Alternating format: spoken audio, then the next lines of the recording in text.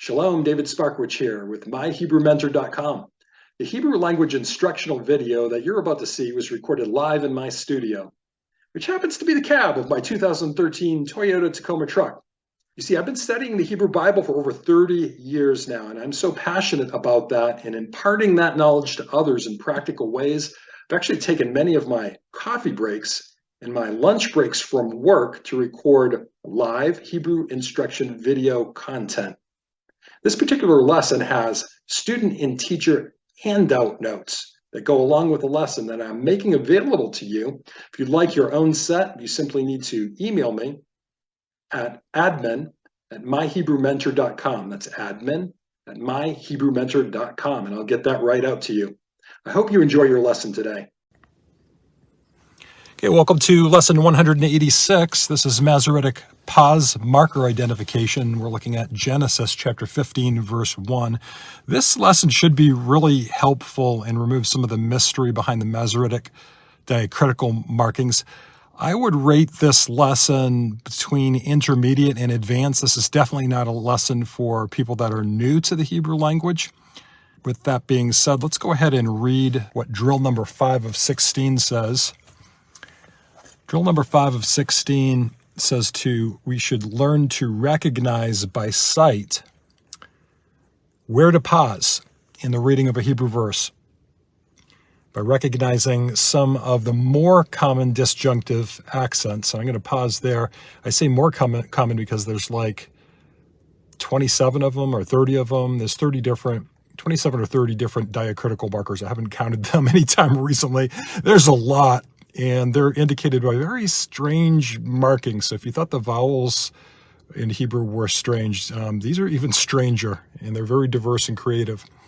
So we should learn which Masoretic diacritical markers represent the comma, the semicolon, and the period. So that's what we're after. And being able to read Hebrew properly, we need to know where the major pause is, that's the period, where the semicolon type of pause is, and then where the comma is. And I have charts I'm going to be showing you that's going to take the mystery out of it. So I've broken this down into different steps. I'm going to use a colored pen to divide the verse at every point where we see a pausal marker as follows. First, we're going to divide the verse in half by locating the atznach. I'll show you how to do that. Then we're going to divide each of the two halves into their own halves. So it's like almost like quartering something. First you divide it in half, and then you take each half and you divide those pieces in half. Okay, D, in some cases, each of these halves can be divided further. So for the really large verses, there's like a ton of divisions, and you could break it all the way down to a light pause every 2 words. So I know that sounds kind of crazy, but if you follow the diacritical pausal marker system, that is what it arrives at or breaks down to. That may seem like overkill. I would agree it's overkill, but I think it just represents the fact that the Masoretes were linguistic scientists. So they took the preserving of the text and how it should be read and what was in the text to the extreme degree.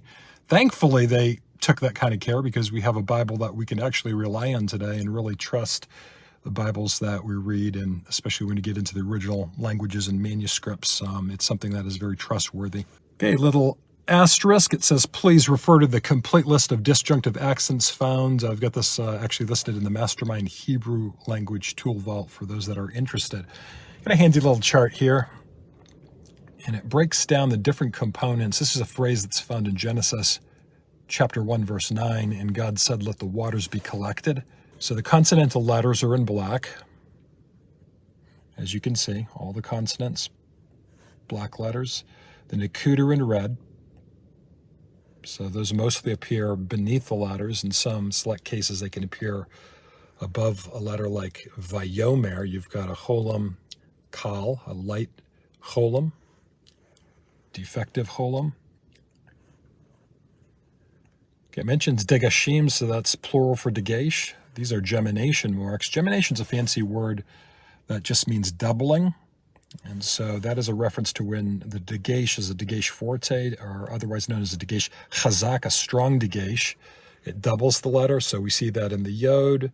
So this is really vav yod yod, aleph mem resh. See another one here with the kof, so it's yod, kof, kof, vav, shurek. And once more with the mem, hey, mem, mem, yod, mem, sofit. Finally, we have the cannellation markers, what I'm calling puzzle markers that are in blue. They're calling them cannellation just because you use these to sing the text. And so I think it's really important to remember that these diacritical markings, otherwise known as cannellation markings, they really do have three separate distinct functions. The first function is they tell you where to put the stress on every individual word.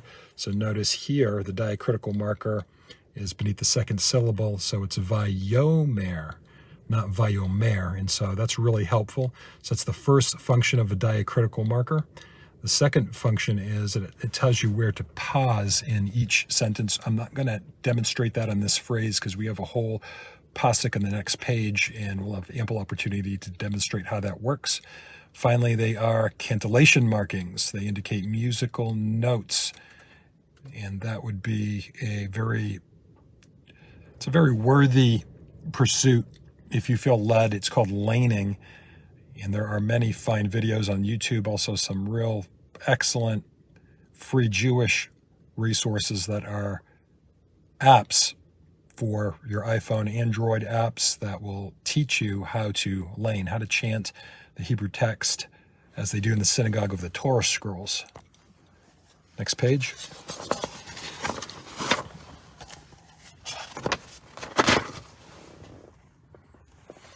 All right, so we're going to take a half a step back. Let's read step number 1 in this process of learning how to pause in the right places. Step 1 is to identify the atznach. So the atznach is actually this little symbol here. It's in a red circle. It's beneath lemor. And I've actually highlighted, magnified it considerably, so that's real clear.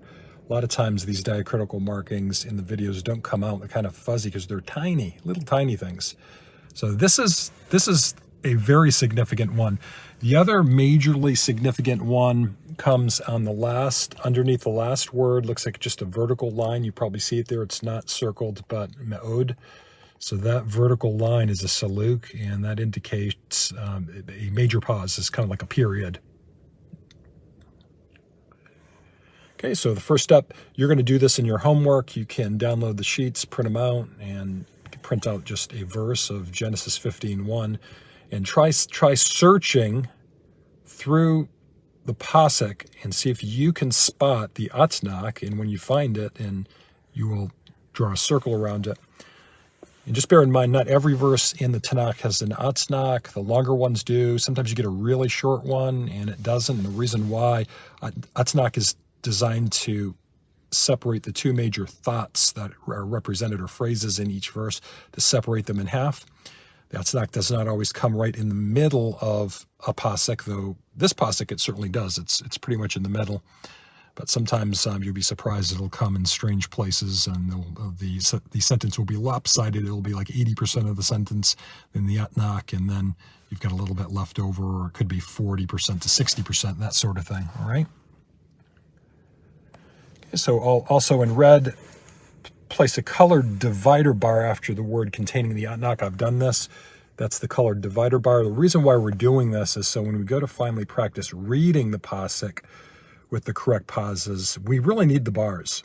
And the reason we need the bars is because unless you're intermediate to expert, let's say that you're advanced level in Hebrew, you probably don't need the bars.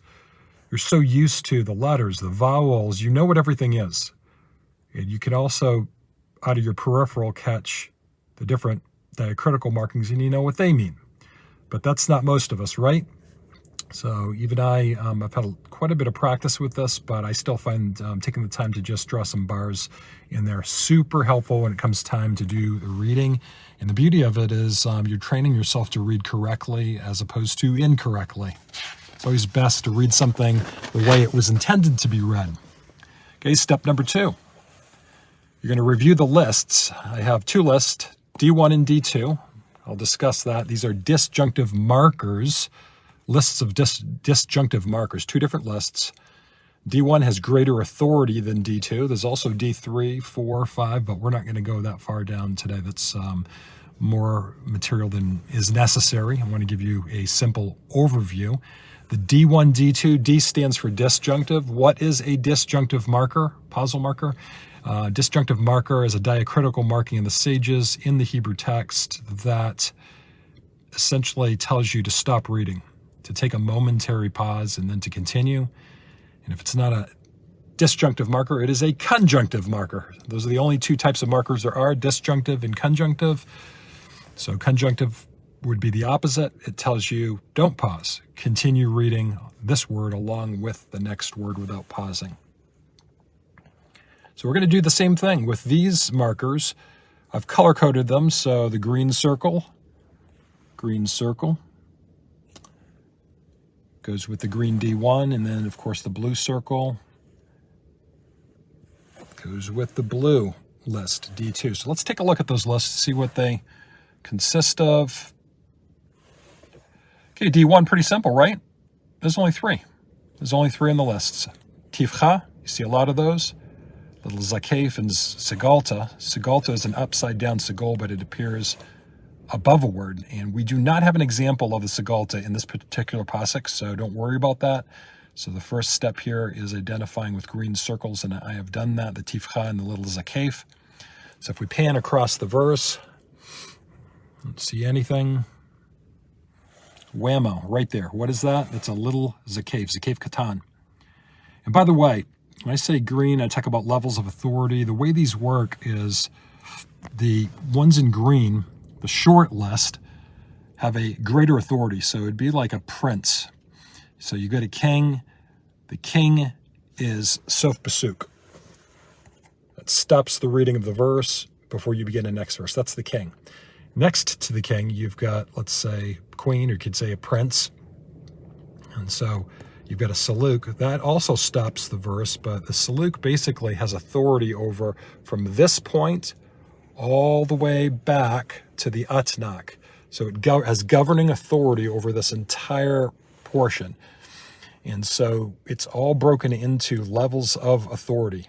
And that's about all I'm going to say that's all you really need to know for now. Blue.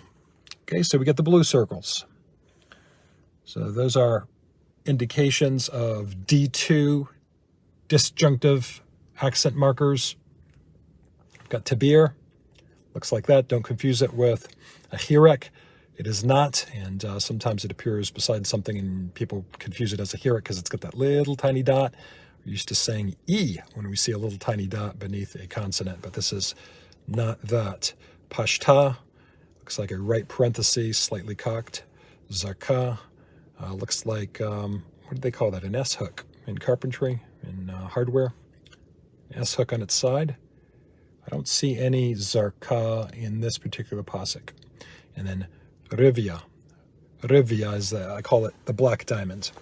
So we do have an example of a Rivia. So let's go ahead and take a look at what we do have for the blue disjunctive accents. There it is, Rivia. Let me focus in on that. So obviously it's kind of small, a little bit fuzzy, but that's why I've got the chart I've shown you. And panning across, okay, that's a, what is that? That's a pashta. Pashta, and I want to show you, so compare that with that, same, right? Boy, my pen looks big. Okay, those are the same markings. Okay, next line of the text. Panning across, Rivia, above the name for the patriarch of Avraham Avinu. Okay, so we have another Pashta, Bavanohi.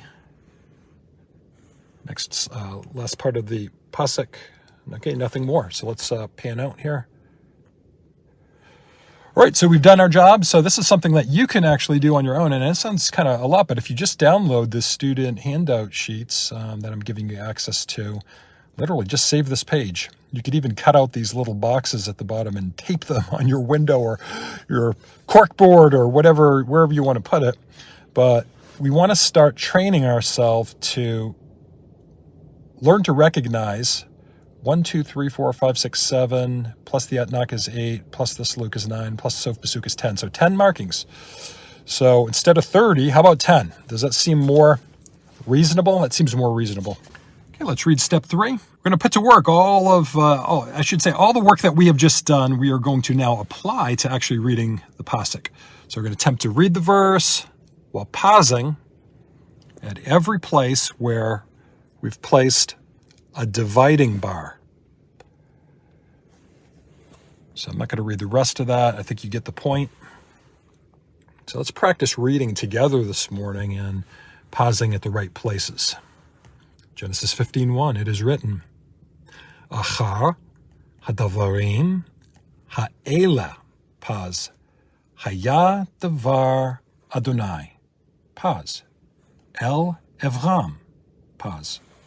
Next line.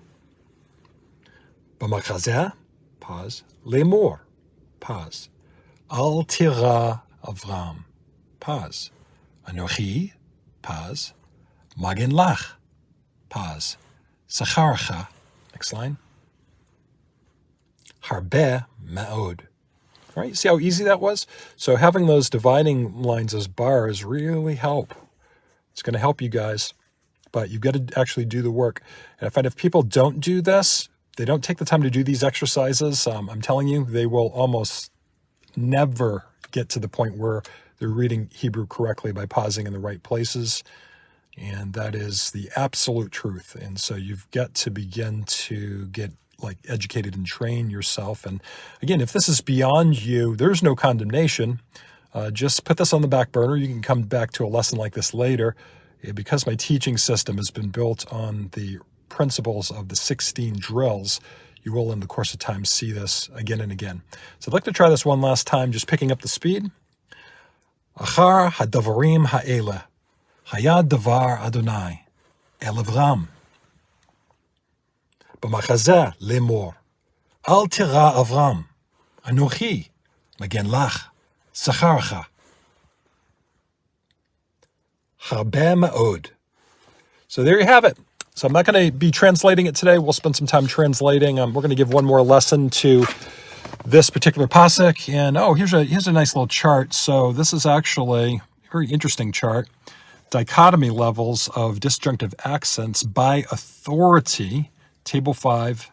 It's from a book. I don't actually have the book with me now, but it actually breaks it down into levels. So you've got levels 0 and then 1 and then 2, and it goes on down and actually gives you the names of the markers.